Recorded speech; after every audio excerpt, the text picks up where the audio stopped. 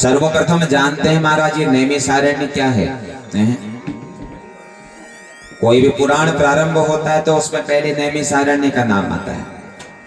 हमारे घरों में जब पंडित जी सत्यनारायण कथ करने जी उन्हीं उलकुनी एकदा नैमिषारण्य ऋषय सोन का दया। अभी नैमिषारण्य की इतनी महिमा क्यों है महाराज? नैमिषारण्य का अर्थ है निमिष। निमिष किसे कहते हैं? बोले आंख झपकने का जो समय होता है ना उसे निमिष कहते हैं। एक निमिष कितना है? एक निमिष वह कहलाता है जितना समय आंख झपकाने में जो समय लगता है वो एक निमिष कहलाता है। अब महाराज और अरण्य का अर्थ है वन, तो ऐसा पावन नैमिषारण्य है। एक समय की बात है महाराज, ये ऋषियों के मन में एक भाव आया, सोचने लगे महाराज हमको एक यज्ञ करना है, लेकिन यज्ञ करने के लिए कोई एक ऐसा स्थान हमको चाहिए जहां बैठ करके हम यज्ञ कर सके ना। आजकल तो महाराज 2 दिन का कार्यक्रम हम कराते हैं तो बड़े परेशान है जानो महाराज, कहाँ टेंट लगो उनका के लगो उनका के लगो है, हो जाते नहीं हो जाते बताइए? हाँ या ना मैया होते हैं ना? हाँ। अब महाराज ये तो 1000 वर्ष तक चलने वाला यज्ञ है, तो सोचने लगे भैया कहाँ क्या व्यवस्था होगी, इसके लिए ब्रह्मा जी के पास जाना चाहिए। और जैसे ही ब्रह्मा जी के पास पहुंचे ना तो ब्रह्मा जी ने एक चक्र बनाया और चक्र को छोड़ दिया, कहा जाओ इस चक्र के पीछे पीछे जाओ और जहां जाकर के यह चक्र रुक जाए वही स्थान तुम्हारे लिए श्रेष्ठ होगा महाराज। अब जैसे ही चक्र छोड़ा ना, ये चक्र हमारे पृथ्वी में आ गया, तीर्थों में भ्रमण किया और भ्रमण करते करते हमारे उत्तर प्रदेश के सीतापुर नगर के भीतर एक दिव्य एक अरण्य में जाकर के इस चक्र की निमि स्थापित हो गई और सुंदर सा एक नैमिषारण्य नाम का तीर्थ बन गया। अच्छा, आप लोग कोई गया है नैमिषारण्य? सीतापुर से कम 22 किलोमीटर अंदर एक सुंदर सा तीर्थ है, एक चक्र तीर्थ बना हुआ है वहां पे। ये ब्रह्मा जी के ही चक्र से इसका निर्माण हुआ। तो सज्जनों जब सुंदर सा तीर्थ बन गया, आकाशवाणी हुई ऋषियों यही स्थान तुम्हारे लिए दिव्य है। अब तो महाराज ऋषियों ने स्नान किया और स्नान करके ऋषि मुनि अब यज्ञ करने का विचार करने लगे और एक सुंदर यज्ञशाला बनाई महाराज। सुंदर यज्ञशाला बनाई और यज्ञशाला के चारों तरफ सारे ऋषि परिकर बैठ करके हवन करने लगा, यज्ञ करने लगा। और तभी यज्ञ के बीच में एक 16 वर्ष के युवक एक संत प्रवेश करते हैं जिनका नाम सूत है महाराज। बोलो सूत जी महाराज की जय हो। और जैसे सूत जी महाराज पधारे तो सबके सब ऋषि प्रसन्न हो गए। अरे देखो महाराज, हमारे यज्ञ को महायज्ञ बनाने के लिए व्यास जी के परम शिष्य सूत महाराज पधारे हैं। देखो, एक होता है यज्ञ और एक होता है महायज्ञ ना। यज्ञ किसे कहते हैं महाराज? जिसमें जौ तिल चावल घी लकड़ियों के माध्यम से स्वाहा स्वाहा करके हवन किया जाता है, वो यज्ञ कहलाता है। और महायज्ञ किसे कहते हैं महाराज? जिसमें यज्ञ की महत्वता को बताया जाए वो महायज्ञ कहलाता है। महायज्ञ और कोई नहीं, ये श्रीमद् भागवत ही महायज्ञ है, शिव पुराण ही महायज्ञ है, देवी भागवत ही महायज्ञ है महाराज। अब तुम कोला महाराज व्यास जी गुणी यो महायज्ञ छो, नया अग्नि देखे नहीं, नया लकड़ देखे नहीं, नया हवन यज्ञ सामग्री देखे नहीं, तो यो महायज्ञ कैसे हो गई महाराज?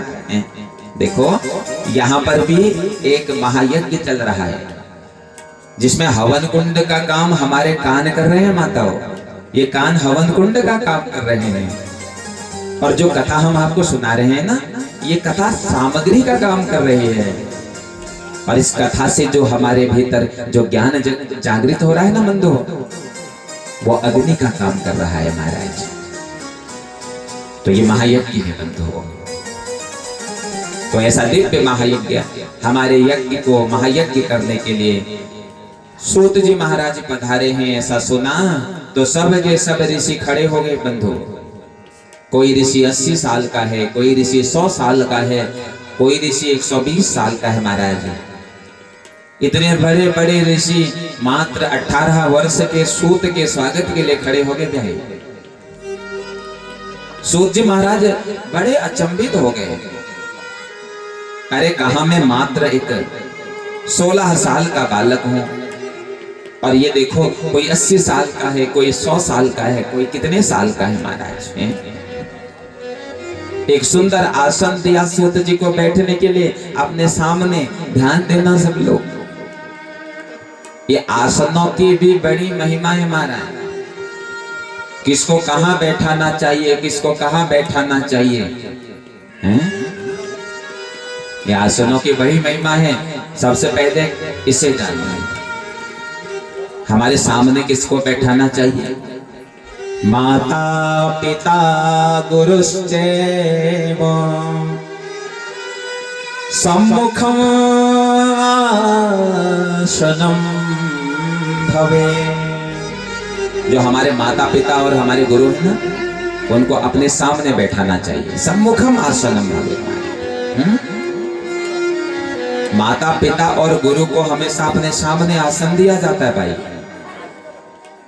और भाई दाएं तरफ किसे बैठाएं? बोले जो हमारे मित्र हों, हमारे समकक्ष हों, वो हमारे दाएं तरफ उन्हें आसन देना चाहिए, और जो हमसे छोटे हों वो हमारे बाएं तरफ उन्हें आसन देना चाहिए। लेकिन जीवन में एक ऐसा रिश्ता होता है, उसको कभी दाएं बैठाया जाता है, कभी बाएं बैठाया जाता है। वो कौन है?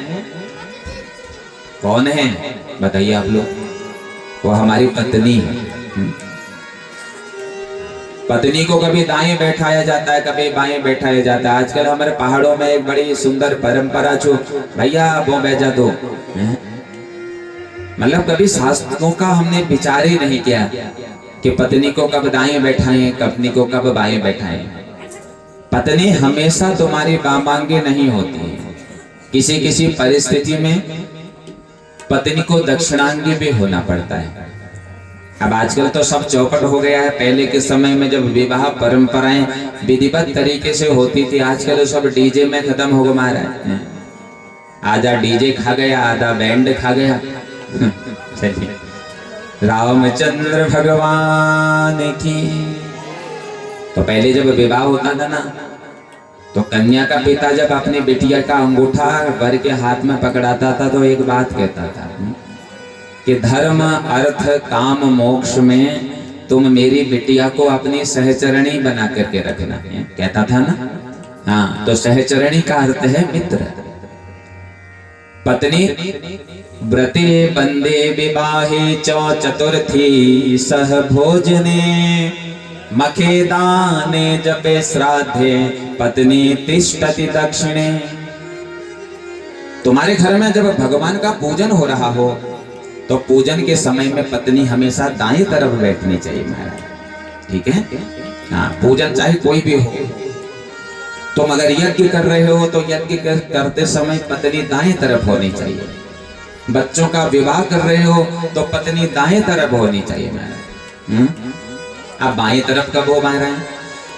शयने भोजने चेवा पाद प्रक्षालने वाम अभिषेके यथा तुभ्यं पत्नी उत्तर तो भवे। शयन के समय में, भोजन के समय में, अभिषेक के समय में, ये तीन अवस्थाओं में पत्नी बाएं होनी चाहिए महाराज, और अन्य समस्त अवस्थाओं में पत्नी हमेशा दाएं होनी चाहिए। तो ये लीजिए पूज कर जब ने अर्धांगिनी को दैन तरफ बैठो चाहिए। हाँ, यो ना कि कौन रहता है महाराज। हाँ, भोजन करते समय बाएं बैठो, शयन के समय बाएं बैठो, और जिस समय कलशों से अभिषेक हो रहा हो उस समय पत्नी फिर बाएं बैठनी चाहिए। अन्य अवस्थाओं में पत्नी दाएं होनी चाहिए महाराज। तो जो तुमसे बड़े हैं वो तुम्हारे सामने हो, जो तुम्हारे मित्र हो वो तुम्हारे दाएं तरफ हो, और जो तुम्हारे छोटे भाई हो वो तुम्हारे बाएं तरफ हो। तो ये आसनों की परंपरा बनाई महाराज। तो सामने बड़ा दिव्य आसन सूत जी को दिया, और जब सूत जी को आसन सामने दिया, शौनकादि ऋषि जब खड़े थे तो सूत जी महाराज ने पहले आग्रह किया, अरे सब भेजाओ तली पहले हैं, सबको नीचे बैठा दिया। और कहने लगे कि बात मेरे समझ में नहीं आई महाराज, तुम इतने बड़े बड़े संत हो, मैं तो मात्र 18 साल का हूं, लेकिन तुम मेरे स्वागत के लिए खड़े क्यों हुए महाराज? तो संतों ने कहा महाराज कि आयु वृद्धा बल वृद्धा धन वृद्धा तथैव च ते सर्वोऽपि ज्ञान वृद्धाश्च किंकिराशीष किंकिरा। क्या आयु में बड़ा होना, बल में बड़ा होना, धन में बड़ा होना, ये कोई बड़े होने की निशानी नहीं है महाराज। इन सब में अहंकार छिपा हुआ है। हम अगर आयु में बड़े हो जाते हैं ना, अगर कोई हमको नमस्कार नहीं करता तो हमारा अहंकार जाग जाता है ना, होता नहीं होता है।